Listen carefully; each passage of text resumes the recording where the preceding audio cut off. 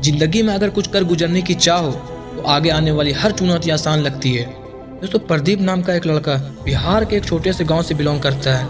इसके पिताजी बहुत ही गरीब थे। एक छोटे से पेट्रोल पंप पर पेट्रोल भरने का काम किया करते थे और पेट्रोल पंप पर दिन भर कड़ी धूप, बरसात और ठंड में काम करने का दर्द क्या होता है इनके पिताजी अच्छे तरीके से समझते थे। अभी उन्होंने सोच लिया कि चलो, मैं तो कुछ नहीं कर पाया, लेकिन मैं अपने बेटे को पढ़ा लिखा कर बड़ा अफसर बनाऊंगा, क्योंकि मैं नहीं चाहता हूं कि जिस हालात में मैं अपनी ज़िंदगी गुजार रहा हूं मेरा बेटा भी ऐसा ही गुजारे।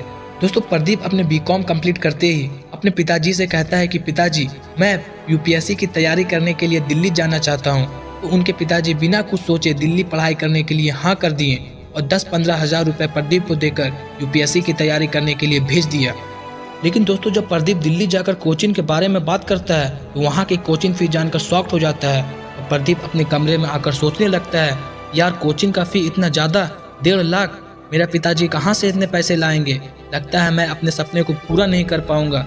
फिर प्रदीप अपने पिताजी को कॉल करके बताता है कि पिताजी, यहाँ तो कोचिंग का फी बहुत ही ज़्यादा है, मैं घर आ जाता हूँ। तब उनके पिताजी बोले, बेटा क्यों, क्या हुआ, इतना फ़ी है? तब प्रदीप ने बोला कि पिताजी, यहाँ कोचिंग का फ़ी 1.5 लाख है, फिर रूम रेंट, रहना, खाना पीना, कहाँ से आएगा इतना पैसा? तब उनके पिताजी बोले कि बेटा तुम टेंशन मत लो, तुम कोचिंग ज्वाइन करो और मैं पैसा 1-2 दिन में भेजता हूँ।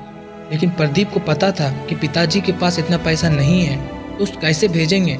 लेकिन 1 से 2 दिन में उनके पिताजी ने सच में सारे कोचिंग के फी भेज दिए। तो प्रदीप हैरान हो गया कि पिताजी इतने पैसे कहाँ से लाएं। तब यह जानने की प्रयास किया और जब इसे पता चला कि मेरे पिताजी कोचिंग के फ़ी के लिए इतना बड़ा कदम उठा लिए, उसके बाद प्रदीप के आंखों से आंसू रुकने का नाम ही नहीं ले रहा था। क्यों पता है? क्योंकि इसके पिताजी अपनी पूरी ज़िंदगी की कमाई से बनाया गया मकान अपने बेटे की पढ़ाई के लिए बेच दिया और खुद रेंट के मकान में रहने लगे।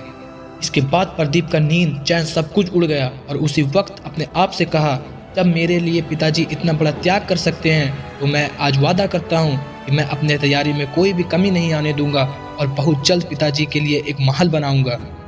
फिर उसने दिल्ली के बाजीराव कोचिंग ज्वाइन करके खूब मेहनत करने लगा, क्योंकि उसके मन में सिर्फ और सिर्फ अपने त्याग और भरोसा दिख रहा था और वही उसका सबसे बड़ा मोटिवेशन बन गया। अपने पहले ही प्रयास में यूपीएससी प्री क्वालिफाई कर गया और प्री क्वालिफाई करते ही मेन के लिए टूट पड़ा। और दोस्तों, प्रदीप का मेन एग्जाम बहुत ही नज़दीक था और इसी समय इसकी माताजी बीमार पड़ गई और हॉस्पिटल में एडमिट हो गई। लेकिन प्रदीप के पिताजी अपने बेटे को भनक तक नहीं होने दिया कि माँ का तबीयत खराब है। तो जब प्रदीप मेन एग्जाम देकर घर आया तब पता चला कि जब वो एग्जाम की तैयारी कर रहा था तो उसकी माँ हॉस्पिटल में एडमिट थी। तब प्रदीप ने अपने माँ से कहा कि माँ, आपने हमें बताया क्यों नहीं? पिताजी, आप क्यों नहीं बताएं? तब प्रदीप की माँ कहती है कि बेटा, उस दिन अगर मैं तुम्हें बता देती तो शायद तुम अब पढ़ाई ठीक से नहीं कर पाता, तुम्हारा सारा ध्यान इधर उधर रहता, फिर तुम और तुम्हारे पिताजी के सपने कैसे पूरे होते। इनका बात सुनकर प्रदीप के आंखों में आंसू आ गया। तब प्रदीप ने कहा कि माँ, आप टेंशन मत लो, आपका प्रदीप बहुत अच्छे से पढ़ाई किया है, बहुत जल्द IAS बनूंगा माँ। इसके बाद प्रदीप वापस दिल्ली आ गया यूपीएससी के इंटरव्यू देने और अब वक्त आता है यूपीएससी फाइनल रिजल्ट चेक करने का।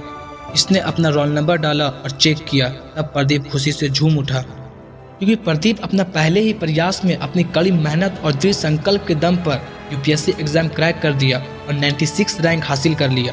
और जब प्रदीप अपने सफलता के श्रेय अपने परिवार को देते हुए कहा कि मैं जितना संघर्ष अपने जीवन में किया उससे कई ज़्यादा संघर्ष मेरे माता पिता ने किया है। माता पिता का जज्बा हमेशा मुझसे कई ज़्यादा ऊपर था और मेरा हर मुश्किल घड़ी में मेरा साथ दिया।